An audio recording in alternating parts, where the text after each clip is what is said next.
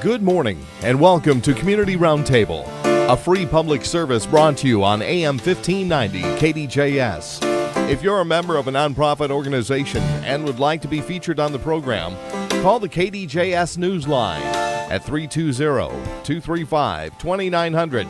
That's 320-235-2900. This is our Community Roundtable show, AM 1590, FM 105.7. Al Sheldon here, the Sunday before we get into major Christmas time here, and we're joined by U.S. Representative State Rep Dave Baker. I call Dave the Governor. How you doing? Al, I'm doing great. It's great to be here, especially a couple days before Christmas. What an honor to be here, but looking forward to this.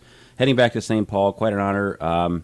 Great to be here. Yeah, for sure. And we're going to talk about a bunch of things, and nobody knows what will happen, of course, for sure, once you guys get started. You never know. It's such a circus. Well, sometimes. we like to keep it a surprise, and watch the headlines every few days. You never know. I don't think we're going to have the Donald Trump effect where you've got a lot of wild drama every other day. But, again, I will tell you, I am looking forward to working with our new governor, Governor Walz. I've not met the man yet, so I'm looking forward to just what his ideals are, what he wants to do. I hope he comes and talks to us. He's got 201 of us coming to St. Paul to try to do some good things, so I hope he reaches out better than Governor Dayton did when it came to sort of just getting to know his legislators. So I'm looking forward to that. Yeah, that would be great to have the new governor out here in our neck of the woods occasionally, I hope so. I hope he comes out. Some things. So what you're saying is you're not going to get up at 3:34 in the morning and tweet? No. I have a tweet account, but don't ever expect. I'm just more reading and absorbing, and I don't ever tweet out. I just don't want to get in trouble and have a moment, and it's just not worth it to me. So I'm not a tweeter. Have you ever wondered why it's called Twitter, but people tweet? Why don't they twit? Yeah. Haven't thought about that. It's over my head. Yeah. We're getting a little deep here for early Sunday morning. we are. Boy, we are. But boy, we're all excited about Christmas Eve tomorrow and Christmas Day on Tuesday. And big plans while you've got some time at home here? We've got our kids home. My daughter Olivia's home from California. My son Alex is home as well from St. Paul. And we just love getting together. We really kind of downplay it low. We look forward to opening a few gifts on Christmas morning. We watch a lot of holiday movies, our classics we always do. We have some friends over later on that we haven't seen for a while. And it's just really kind of a low-key thing for me, kind of before we really get ramped up next year. But love this time of year. There's not a greater time when I can appreciate the season so much. And again, I always enjoy watching the radar with the weather folks with where Santa is at when he's leaving the North Pole and NORAD. That's it. I can't wait. So that's coming up here in a few hours. I can't wait to see that. Was your daughter anywhere near those crazy fires? She was. She lives in San Francisco. So she said it was very smoky a lot of the time. So she wasn't right on top of it. But boy, what a scary time that is. And I just pray that they find everybody they're missing, and hopefully they'll get all this stuff put together. But what a tragedy that has been. It's just been crazy out there, both ends of the state. I know. Something you hate to read about. We occasionally get the wildfires in Minnesota. Nothing like that, but they're never good. They're never good. Never good outcomes. So just blessed and grateful to be here in a nice upper Midwest state like we have. It's relatively quiet when it comes to things like that. Indeed. Well, it won't be quiet about an hour from now. I'll be playing drums in the worship team band at Open Door Church. No kidding. So we're going to be a little louder. I can't wait. I'll be there. Probably 8:30 or 10 to 2 o'clock. I'll be doing both. That'd be good. I'll be there. Yes, we'll see you then. Everybody in the band is healthy. We had a little illness in recent weeks with a couple of guys that the stomach virus going around, Well, good. I'm looking forward to seeing you. Always fun, yeah. So what's going to change this session? Besides the new governor, how does the House of Representatives shape up in St. Paul? For me, I'm honored to start my third term. So our terms are every 2 years. I only know what it's like to be in the majority. The majority is the team or the caucus, the party that sort of carries the football. We are the ones that carry the bills for the most part. A lot of the minority party does as well. But for the most part, we have our committee chairmen, chair people. We have our leadership. We have our speaker that we elect. And so the difference is now Speaker-elect Hortman will be the one likely to be running the House. And it's a different thing for me. You don't have that happen very often. So I am going to get used to riding the bus, not driving the bus. And that's okay. I mean, I will tell you, we have a lot of work to do. I have had a lot of conversations with my colleagues on the other side of the aisle prior to even the election after it was over. I have worked with them well from day one. I think it's important. I think that they have worked just as hard as I have to be there to represent their districts just like I have. Now that they're in control of the House, meetings and the committees. I need to make sure that my initiatives and what the work I want to get done yet has to go through their channels. And so I think I've been able to work hard to develop those relationships. I've been visiting with them about opioids, mental health, transportation. They want me to still carry some of this big work that I've been working on with mental health and opioids and addiction. So I'm excited about trying to move the dial, move some pivot points on these issues, and I will just learn what it's like to be on the different side of the aisle that you aren't necessarily pulling the levers. As you say, you won't be carrying the football. Well, the Vikings play at noon today. You could carry the ball for them, maybe. Could do that too. Help, They need all the help they can get right now. Yes. A lot of people want what you're talking about, and that's working across the aisle, as you called it. Yep. Working with the Democratic Party as well as Democratic Party, working with the Republican Party, and just all for a better Minnesota. Right. That's what's important. I think that's what Tim Walz really tried to sell it to everybody, was one Minnesota. Now I think they've got the opportunity to show us what that means. I honestly, when I go down there, every session, every day I go to work, I don't really get hung up on the D's and the R's. I do know that there is somewhat of a team sport down there. I'm not gonna try to fool anybody. But the idea is, though, to get good bills through. We don't have to do the very large omnibus bills that many decades of legislators and legislations have done that. It's a more efficient way of doing things, but that all happens, to be honest with you, Al, when you have somebody sitting in the executive branch in the governorship that you don't trust. And I will tell you, that's probably the one thing I saw the last 4 years is we didn't have a great amount of trust with our governor because he was erratic. Not because he's not a good man, but we didn't know what Dayton was going to show up that day. I don't think we knew, what mood he was in, because we just found that there's some days that he was very willing to negotiate, very willing and open to ideas, but the next day it was completely off the table. So I think it was whoever was whispering in his ear on those days, you just didn't know. So it was a trust issue. And yet we wanted to get a lot of good legislation done. We wanted to have a good tax conformity bill that we should have gotten done. But we thought we had a deal worked out, and it didn't work out. So now we've got to deal with that this year. So I think that's the biggest part of why it doesn't – I don't want it to be like people think we just go down there and we don't like the other side. That is absolutely not the case. And I think we get along very well. The headlines only cover what sells in newspapers. And so I want to just make sure people know that. We really do respect and work with each other on 90% of the issues. But there are times when we have to really make sure that our ideals are there. We have to listen to the governor and others that have that power as well. So we have to make sure their ideals are in the bills as well.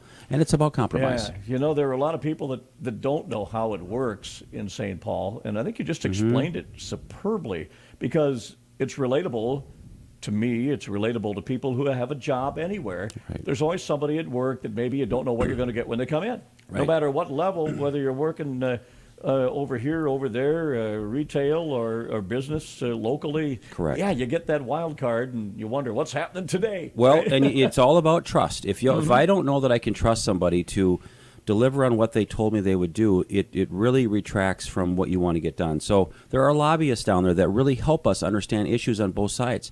But if you work with somebody who's a lobbyist or a stakeholder who doesn't give you the full picture, and then you get caught up in a committee hearing and you didn't realize this other side was here or this other issue was out there, that you got sideswiped. You won't trust that lobbyist because they weren't honest with you, and yet they knew that information, didn't want to share it for you, and so you start learning those kinds of things. So I think that's the one thing I've learned is I will be in the State House at least for 2 more years, and if I go on from that, I don't know if I will. That's up to the voters. But I've always promised myself, my family, my colleagues, my friends, I'm going to work with anybody who wants to share the ideals that I want to do with health care, with transportation, with child care initiatives. But once they start giving me a bunch of lip service and they don't want to be honest with me up front about what they really want to do, what there really is behind the scenes, then I'm going to not feel obligated to work with them in the future. So that is what this is. This is about relationship building in St. Paul. 201 of us all around the state. We gather. We do our budget this year. We've got to make a lot of things work for both sides of the aisle for their ideals, and we've got to make this thing work because we are going to balance the budget. We are going to get things done, and I'm looking forward. Every session has a new personality. We'll see what it's like. Going to be interesting. It will definitely. Be. Yes, January 6th, you mentioned? January 7th, we're going to show up for work, yes. All right. Gosh, a good thing. We've got a big budget surplus. Yep. We've got good money in the reserves. And then again, we paid a lot of taxes to get there. We did. What do you think will happen this year with the excess money, various taxes that may disappear, maybe? Who knows? And that's probably the biggest question right now is we are in a great spot. We are over $2 billion in our savings account, which is also called the rainy day account.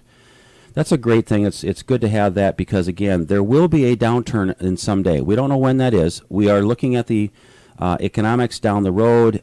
We are seeing there is a softening to our economy probably 3, 4, 5 years out. The taxes on the federal side of things that Trump did get out did have a positive impact on Minnesota. Businesses were running then to do some investing and capital investments, and they're paying their people some more money, but there's a softening down the road, so that doesn't have the same effect. Also, we have more and more people retiring. For the first time in I think the first time in Minnesota ever, last year we had more job openings than we had people to fill them around the state of Minnesota. And it's especially hard in rural Minnesota when we don't have as many people to choose from for these job openings. So we actually have more openings, and that's a big deal. So I'll be working hard on workforce stuff to make sure that the government doesn't get in the way or tell businesses how to pay their employees and how to treat them, because I think the better, smarter employers like me will do better if they take care of their employees, because that's where your bread and butter is. That's the most important asset you can have. And if I don't take care of those employees, they're going to go to work for somebody else, Al. And I wouldn't blame that at all. And so the folks that want to nickel and dime their folks, then they're just going to be B players, or they're not going to be in business. And that's how I see this happening. So we'll see how this all forms out, but it's going to be interesting to see. Yeah. It's a topic a lot of people wonder about with you, Dave. We all know that you've owned the Oaks restaurant for a number of years. Is it tough to balance when you're in session and when you're out of session, and be at work, be in St. Paul, back and forth? How's the only way I can make this work is to not only have a great partner with my wife, Mary, but it's to have wonderful employees that manage and operate the Super 8 that we own, the Oaks restaurant.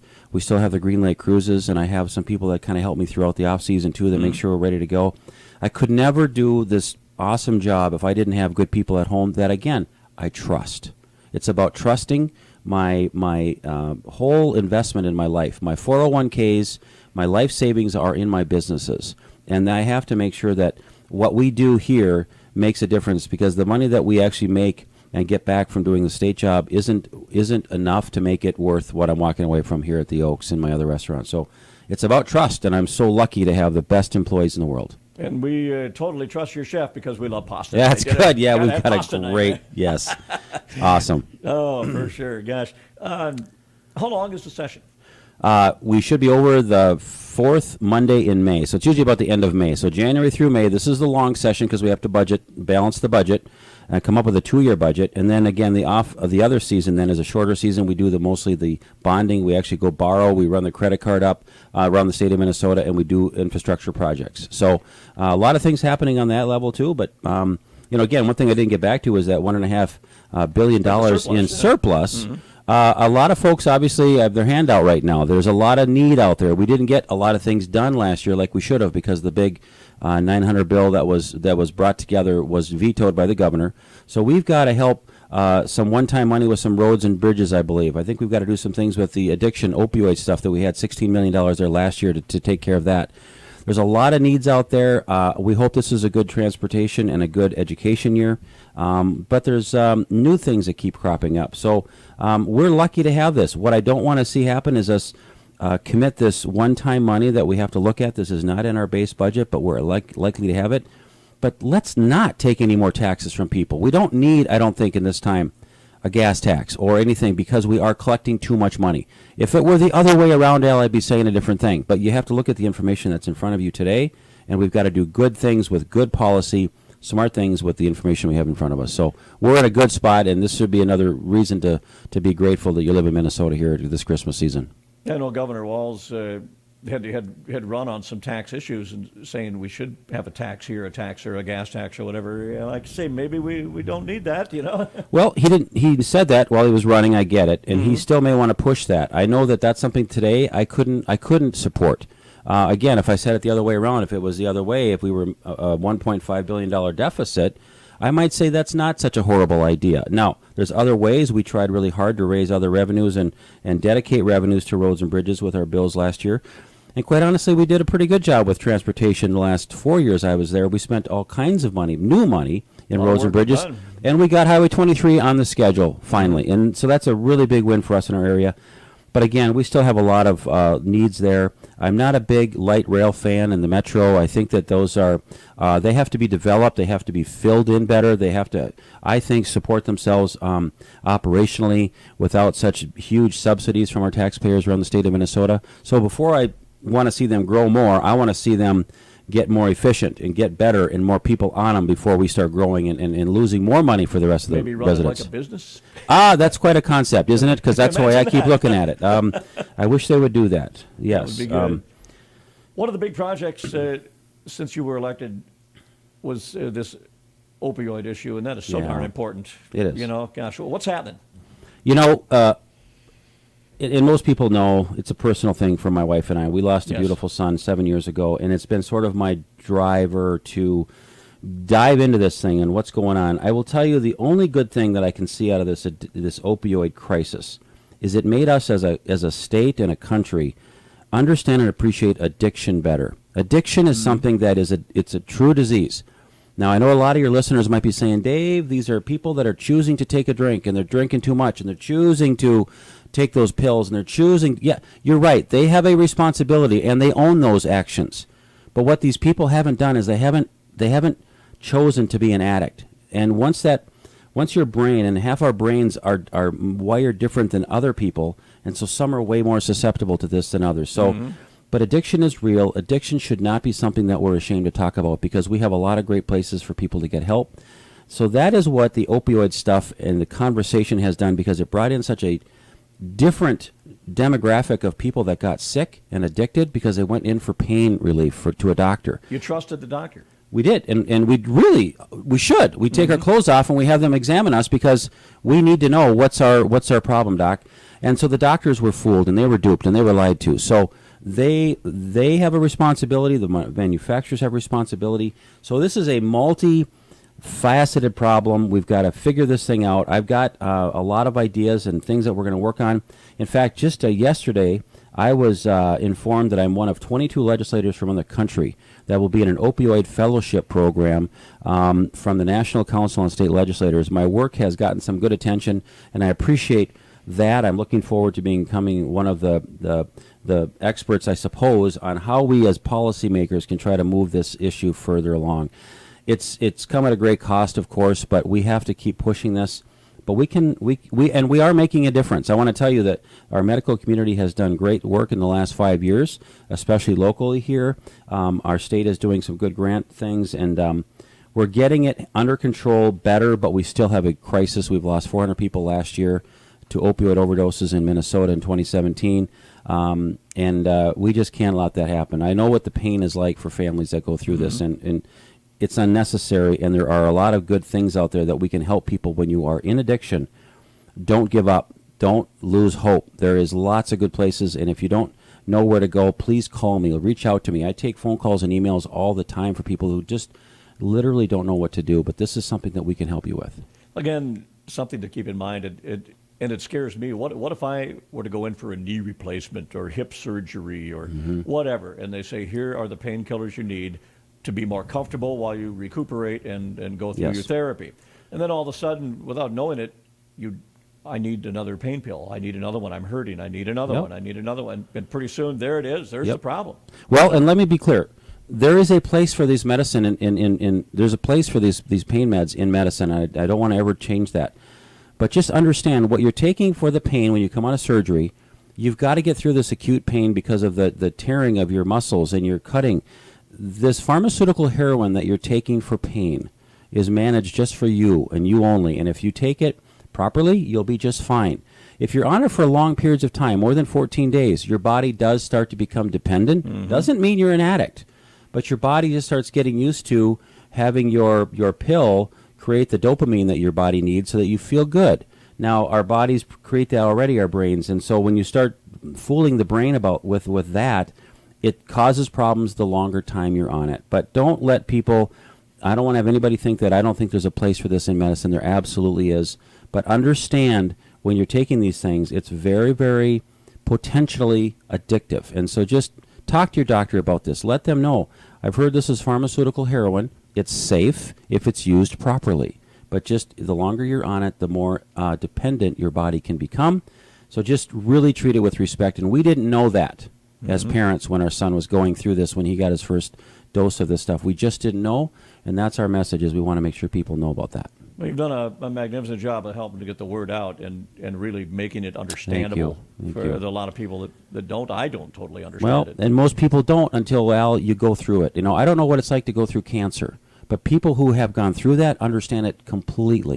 And so it's our life experiences that we bring to the tables of what we've learned, the hard ways, the good ways. And so we have to share that when you know you've got a message to tell.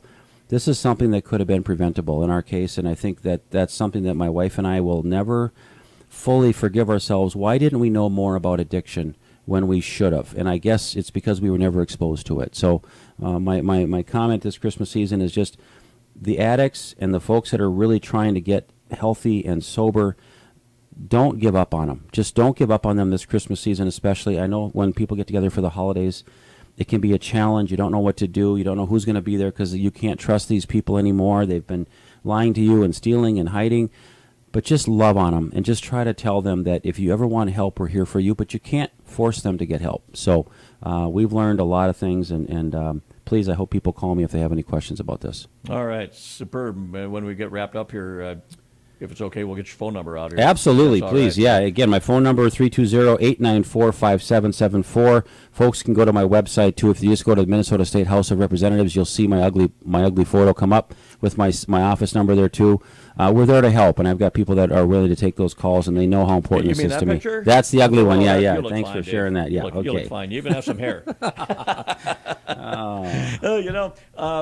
We just have been in a sign up for Minnesota Care. Yes. How are things going with health insurance? Because it's so all over the board. It's so expensive in some cases. People are at a loss. You know, I'm getting a lot of mixed signals. The state of Minnesota will tell us that things are going really well, no glitches. I'm not hearing that from folks around here. They are still lost. So I keep sending people to some healthcare navigators, which are here in the area, the insurance center and other areas that actually kind of specialize in helping navigate you to the right plan for you. I would give local insurance agents a call. They will help you get to that place. Don't feel like you got to do it alone. It's not easy and it's not simple to figure this out because it's different for every family. We are going to work hard to bring out more transparency so that we can understand why are drug companies charging so much money for certain drugs like insulin. I mean, what in the world? I mean, this is ridiculous. So we're going to dive into this. We're going to expose this stuff. And I'm one of the most driven lawmakers in St. Paul to hold these pharmaceutical companies responsible for not only price increases, but they're hiding things and they're not being honest with how they're marketing a drug they told the FDA they would market it for, but they've expanded their scope, so they want to sell it to more people. It's not what it is, and I don't like how pharmaceutical companies have really, I feel, taken over Washington, D.C. and the influence they have there. And so we've got a lot of work to do. But again, we're going to keep pushing hard on this thing. We've got a complicated system. We had a good system here in Minnesota before the Affordable Care Act, and I wish we could do some of those things to bring it back. Nobody will have to ever go to be turned away for service. It wasn't like that before in Minnesota. You should be able to not be worried about pre-existing conditions. It was like that in Minnesota on many aspects. But we also have a lot of work to do to just get transparency. You know, why does a CAT scan cost twice as much in the Minneapolis market than it does here in Willmar? And it's the same exact test. You're getting the same information. So we are trying to understand those kind of things, but we have to in order to get our costs under control. It's just crazy the way things are that way. Before we wrap up here, Dave, you mentioned one thing earlier, and I know some people probably are wondering, okay, how does this start? And again, when you mentioned Highway 23, and it's going to become a 4-lane from Willmar to St. Cloud. Got a couple of stretches there. Right. What year does that start? Well, they're starting the final design phase right now. They've just selected, I think, a final designer and a company that will do the final steps. They're getting the right of way, the acquisition now. They're buying land from landowners along the way. You're going to start to see bulldozers show up, I think, in about 2.5, 3 years from now. So we're looking at the years of 2021 through 2024 are going to be the years you're going to start to see those two sections come together. One will be done first, and then they're going to flip over to the other side. I think they're starting with the north side first, and then coming to the south side. So in that 3 to 4 year construction period time, I think we're supposed to be wrapped up in 2024, 2025. Wow. So it's a long way out. It seems like it, but folks, we've been working on this for 25 years, and my friend Bob Doles, who got this thing rolling with the Highway 23 Coalition, is finally realizing that we finally got it done, but it took a long time. But at least we can see it's on the schedule. The money has been set aside for Highway 23 finally. Such a great story with Bob. Again, you can share that fishing on Green Lake, okay? Oh, my gosh. What a great story that was with Kelly Morrell and coming into the final fishing morning with the governor this year. And he slowed the boat down. He had to stop, and he told the speaker doubt. And I think Majority Leader Gazelka was there with Melissa Hortman, our leader, minority leader, and then the governor. And he just said, guys, we had a terrible accident here just recently on Highway 23. Isn't it time to get something done here on Highway 23? And our friend and our fishing guide and a local champion now, it really just, he helped get that conversation started again. And I think, again, it's all these little things that you can do about relationships, and it's about how he delivered the message. And the governor looked at everybody and says, you know what, why can't we do that? And he reached out to his MnDOT commissioner, Charlie Zelli, and we started talking immediately after that, and we got the final bill put together, and we all said, let's do this. And again, sometimes it's just a little conversation that gets things going, and it is a great story for us here in West Central Minnesota.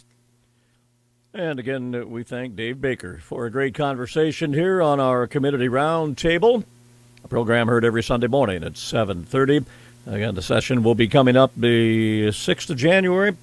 Dave Baker, local state senator Andrew Lang, Representative Tim Miller, all back in session. I'll invite you to give them a call, get a hold of them if you do have any concerns on any topic about our area and what they can do to help make things better here in central and west central Minnesota.